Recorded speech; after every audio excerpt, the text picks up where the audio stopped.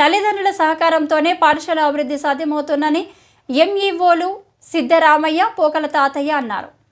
చిత్తూరు జిల్లా పులిచెర్ల ఎంపీడీఓ కార్యాలయంలో గురువారం స్కూల్ మేనేజ్మెంట్ కమిటీ అధ్యక్షులకు, పాఠశాలల హెచ్ఎంలకు, స్కూల్ మేనేజ్మెంట్ కమిటీ విధులపై ఒకరోజు శిక్షణ కార్యక్రమం నిర్వహించారు. ఈ శిక్షణలో రిసోర్స్ పర్సన్లు శివలింగం, వెంకటరామయ్య, జీవన్ కుమార్లు ఎస్ఎంసి విధులు, బాధ్యతలు, బాలల హక్కుల పరిరక్షణ, పాఠశాల అభివృద్ధి ప్రణాళిక, పాఠశాల సామాజిక తనిఖీపై సమగ్రంగా వివరించారు. ఈ కార్యక్రమంలో ఎంపీడీఓ రాజశేఖర్ బాబు, శిక్షణ పొందిన ఎస్ఎంసీ చైర్మన్ నరేష్, నాగేంద్రబాబు, సిఆర్పీలు Munir, Ahmed, Venugopal, Ashraf, Munishwar, MIS coordinator Govardhan, CO Imtiaz తదితరులు పాల్గొన్నారు.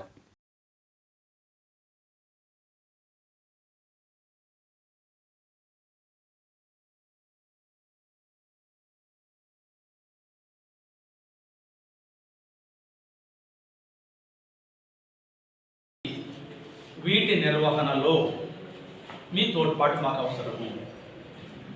విద్యను అందించే బాధ్యత మాది, ఆ బాధ్యత మేము చేస్తాం. ఇక్కడ కూడా వీళ్ళు మన ఆర్పి చెప్పింటారు, సామాజిక తనిఖీ అనేది చెప్పింటారు. సాధారణంగా మన మైండ్లో భారతదేశంలో ప్రజాస్వామ్యంలో ప్రజల యొక్క భాగస్వామ్యం అన్నింటిలోనే ఉండాలని కోరుకుంటారు. కాబట్టి ప్రజల్ని పాఠశాల కమిటీ చైర్మన్గా, మెంబర్లుగా చేస్తే ఏమనుకుంటారంటే, ఓ నాకు అధికారం వచ్చేసింది, నేను చైర్మన్ని, నేను మెంబర్ని, ఆ టీచర్ని మనం అడగచ్చు, ఏవయ్యా నువ్వు ఫోన్ పెట్టుకొని తిరుగుతున్నావే, నువ్వు మాట్లాడుతూ ఉండవే, నువ్వు రాలేదు స్కూల్కి, ఇలాంటివి అడగచ్చు అని అనుకుంటారు. అలాంటి అంశాలు అవి చాలా తక్కువ.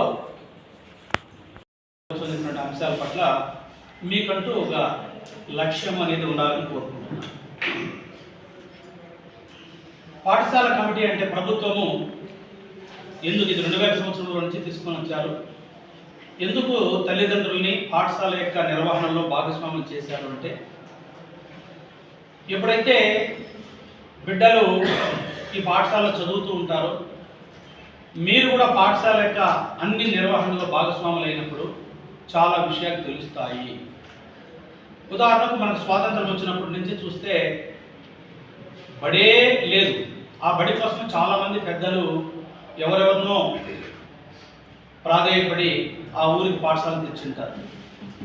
పాఠశాల ప్రారంభించే రోజుకి భవన వసతి లేకపోవచ్చు, ఒక చెట్టు కిందనో లేదా ఒక పూరి గుడిసెలోనో నిర్వహింపబడి ఉంటుంది. అది మనకు తెలియదు, మన జనరేషన్ వేరే. ఆ పరిస్థితి నుంచి ప్రభుత్వము మెల్లమెల్లగా ఈ 75 సంవత్సరాల కాలంలో పాఠశాల అంటే పక్కా భవనం అనేది ఉండాలి, దానికి అన్ని సౌకర్యాలు ఉండాలి.